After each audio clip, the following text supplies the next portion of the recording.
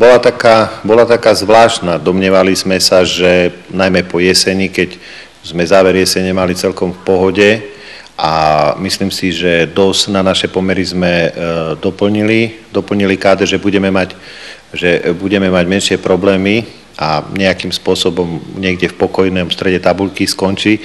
No žiaľ Bohu, sami sme si niektoré veci narobili, niektoré veci išli mimo nás a bolo to tak dramatické, že dneska si môžeme povedať, že chvíľu sme boli už aj v druhej lige, ale asi nás tam hore tak doma rád a zariadil tak, že jednoducho, chvála Bohu, pokračujeme ďalej v prvej lige.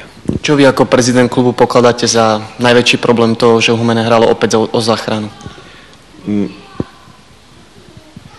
Nebudem stále hovoriť, ak je zvykom o ekonomike, lebo myslím si, že v danom prípade nebolo tá finančná stránka tá najdôležitejšia.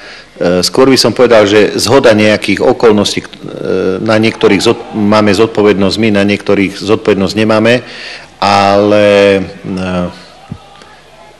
to, že v konečnom dôsledku sme trpli do posledného kola, respektíve ešte pol hodiny po skončení posledného kola, bolo okrem iného spôsobené aj tom, že trošku sme podcenili situáciu a nedali sme tomu toľko, koľko si ten klub alebo história futbalu zaslúži, ale je to skutočne, je to taká vina nás všetkých, ale myslím si, že dvakrát tú istú chybu nebudeme opakovať a toho sa vyvarujeme a tu netreba nič, len poctivo si plniť svoje povinnosti a verím, že už dačo také neprežijeme o rok.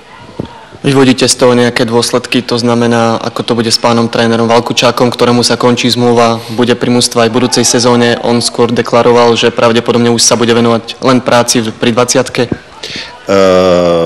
Ja by som nedával za dôležité vyvarovať sa chýb do budúcna tým, že vymeníme trénera. Jeho osoba je veľmi dôležitá v klube a pri mužstve, ale nebolo to najhlavnejšie. Ale domnievame sa, že dozrel čas na to, aby sme urobili zmenu a my už sme ju urobili a pri mužstve novú sezónu začne pán Škrlík. Čo sa týka odchodov hráčov, viacerým sa končia zmluvy, viacerí končia hosťovanie. Ako to je s týmito hráčmi, či už Martin Mikulánin, Lukáš Hricov?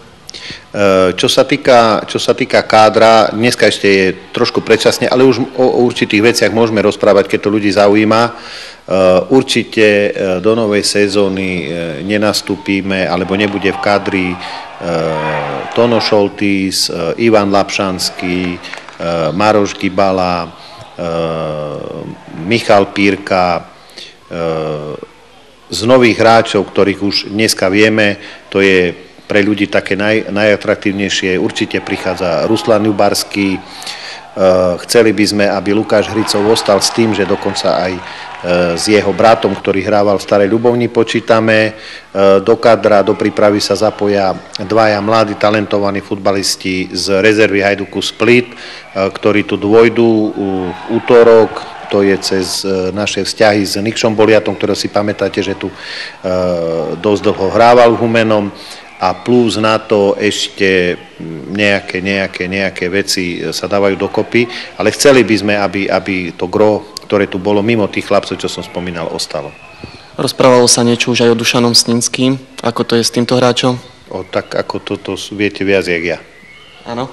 Ja o Dušanovi Sninskom som ako vôbec nerozprával s nikým. Nehovorím, že by to nebol dobrý hráč, lebo myslím si, že s veľkým futbalom začal tu a keby sa dalo a bola možnosť, myslím si, že to by sme vedeli si predstaviť, že by bol v tomto kádri, ale zatiaľ to od vás počujem prvýkrát. A ešte posledná otázka, čo sa týka prípravy, kedy začínate s prípravou, nejaké zaujímavosti, čo sa týka prípravy? V pondelok je prvý tréning, od útorka sa začína s hrubou prípravou, sú naplánované prípravné zápasy, aby aj ľudia trošku videli tých nových futbalistov a máme rozpracované, verím, že to vyjde, mali by sme ísť na také herné sústredenie za veľmi lukratívnych finančných podmienok pred nás do Bieloruska, kde by sme mali hrať minimálne 2 zápasy s prvoligovými klubmi, lebo je to taká reciprocita, že v podstate ten pobyt by hradila bieloruská strana a možno, že sa tam dohodneme aj na nejakých posilách. A predsa len ešte posledná otázka. V budúcej sezóne Humenné s akými cieľmi?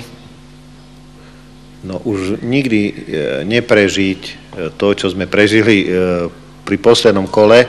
Ináč jeden môj veľmi dobrý kamarát, keď už to bolo tak s nami zle, tak mi volal a hovorí, že by som nemal obavy, že si nikto neuvedomuje, že Humenné je klub, ktorý má najväčšie skúsenosti na Slovensku so záchranou, lebo sa v podstate permanentne zachraňujeme už nejakých 10 rokov a dokonca sme aj dvakrát vypadli do vyššej súťaži, ale minimálny cieľ je takéto starosti už nemať a hlavne čo je, ak my chceme, aby nám pomohlo mesto, aby nám pomohli sponzori, aby nám prijali ľudia, musíme hrať taký futbal, aby tí ľudia chodili v Humennom na futbal a v Humennom ľudia majú radi futbal, ale musí to byť futbal a netrápenie sa.